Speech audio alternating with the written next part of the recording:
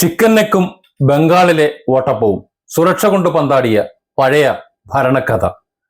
ദേശീയ സുരക്ഷ എന്ന് കേൾക്കുമ്പോൾ ചിലർക്ക് നെഞ്ചിടിപ്പ് കൂടും. എന്നാൽ പശ്ചിമ ബംഗാളിലെ പഴയ തൃണമൂൽ കോൺഗ്രസ് ഭരണാധികാരികൾക്ക് അത് കേവലം ഒരു ഫയൽ വിശ്രമം മാത്രമാണ്.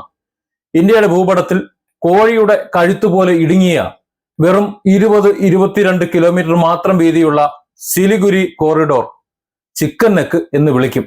സിലിഗുരി കോറിഡോർ എന്ന അതീവ തന്ത്രപ്രധാനമായിട്ടുള്ള ജീവനാഡിയെക്കുറിച്ച് പ്രതിരോധ വിദഗ്ധർ ആശങ്കപ്പെടുമ്പോൾ പഴയ ഭരണകൂടം അവിടെ വോട്ട് ബാങ്കിന്റെ വലിയൊരു കോഴിക്കോട് തന്നെ കെട്ടിപ്പടുക്കുകയായിരുന്നു. രാജ്യത്തിന്റെ വടക്കു കിഴക്കൻ സംസ്ഥാനങ്ങളിലേക്കുള്ള ഒരേ ഒരു പ്രവേശന കവാടമാണ് സിലിഗുരി. ശത്രുക്കൾ അതൊന്ന് ഞെക്കിയാൽ വടക്കു കിഴക്കൻ ഇന്ത്യ രാജ്യത്തിന്റെ മറ്റു ഭാഗങ്ങളിൽ നിന്ന് ഒറ്റപ്പെടും.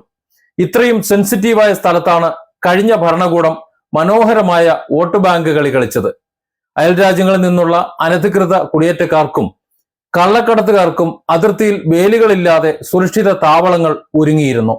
അതിർത്തി സുരക്ഷാ സേനയ്ക്ക് വേലി കെട്ടാൻ ഭൂമി ചോദിച്ചപ്പോ ഭൂമി തരാൻ കഴിയില്ല എന്ന കടുത്ത വിമുഖതയായിരുന്നു പഴയ സർക്കാരിന്. അതിർത്തിയിൽ വേലി കെട്ടിയാൽ പിന്നെ അപ്പുറത്തുനിന്ന് വരുന്ന വോട്ടർമാർ എങ്ങനെ ഇപ്പുറത്തെത്തും? പ്രാദേശിക വോട്ട് ബാങ്ക് സംരക്ഷിക്കാൻ വേണ്ടി ദേശീയ സുരക്ഷയുമായി ബന്ധപ്പെട്ട പ്രധാന ഫയലുകളെല്ലാം വർഷങ്ങളോളം സെക്രട്ടേറിയറ്റിലെ അലമാരകളിൽ സുഖനിദ്രയിലായിരുന്നു. ഇതിന്റെ ഫലമായി മാൽഡ, മുർഷിദാബാദ് തുടങ്ങിയ അതിർത്തി പ്രദേശങ്ങളിൽ ജനസംഖ്യാപരമായ വലിയ അട്ടിമറികൾ വരെ നടന്നു. ബംഗ്ലാദേശിലെ ചില തീവ്രവാദികൾ ചിക്കൻ നെക്ക് വേർപെടുത്തി ഗ്രേറ്റർ ബംഗ്ലാദേശ് ഉണ്ടാക്കും എന്ന് പരസ്യമായി വീരവാദം മുഴക്കാൻ ധൈര്യം കാട്ടിയതും ഈ വോട്ട് ബാങ്ക് രാഷ്ട്രീയത്തിന്റെ ബലത്തിലായിരുന്നു. എന്നാൽ കഥയിൽ വലിയൊരു ട്വിസ്റ്റ് സംഭവിച്ചിരിക്കുകയാണ്.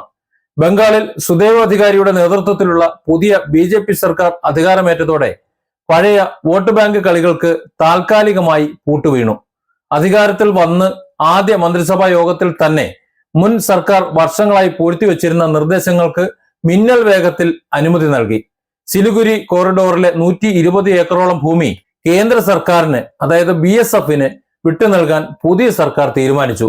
അടുത്ത 45 ദിവസത്തിനുള്ളിൽ ഈ ഭൂമി പൂർണ്ണമായി BSFന് ലഭ്യമാകും. അതോടെ അതിർത്തിയിലെ അവശേഷിക്കുന്ന വേലികെട്ടൽ എന്ന പ്രക്രിയ വേഗത്തിൽ പൂർത്തിയാകും. ഇനിയിപ്പോ ബംഗ്ലാദേശിൽ നിന്ന് വോട്ടപ്പവും പ്രതീക്ഷിച്ച് അതിർത്തി വഴി ആരും ഓടിക്കയറി വരേണ്ടതില്ലെന്ന് സാരം. പഴയ ഭരണാധികാരികൾ ചൈന അതിർത്തിയെയും ബംഗ്ലാദേശ് അതിർത്തിയെയും വെറും തമാശയായി കണ്ടപ്പോ പുതിയ നീക്കത്തിലൂടെ ദേശീയപാത 312 ഉൾപ്പെടെയുള്ള വലിയ റോഡ് വികസന പദ്ധതികൾക്കാണ് തുടക്കമിട്ടിരിക്കുന്നത്.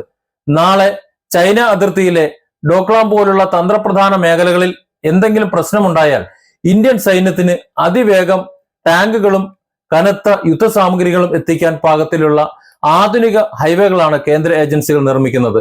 1971 യുദ്ധത്തിൽ ലക്ഷത്തോളം വരുന്ന പാക് സൈനികരെ കീഴ്പ്പെടുത്തിയിട്ടും തന്ത്രപ്രധാനമായ ചിറ്റഗോങ് തുറമുഖം ഇന്ത്യയുടെ ഭാഗമാക്കി വെക്കാതെ ബംഗ്ലാദേശിന് വിട്ടു നൽകിയ പഴയ കോൺഗ്രസ് സർക്കാരിന്റെ ചരിത്രപരമായ പിഴവുകൾ വരെ രാജ്യം ഇന്നും അനുഭവിക്കുകയാണ്.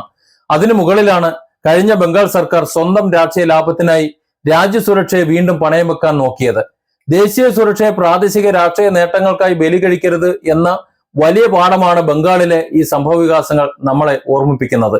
പഴയ സർക്കാരിന്റെ വോട്ട് ബാങ്ക് രാഷ്ട്രീയം കാരണം ഇത്രയും നാൾ ദുർബലമായി കിടന്ന ഇന്ത്യയുടെ ചിക്കൻ നെക്ക് ഇനി ശത്രുക്കൾക്ക് കടന്നു കയറാൻ ഭയപ്പെടുന്ന ശക്തമായ ഒരു പ്രതിരോധ കവചമായി മാറുകയാണ്.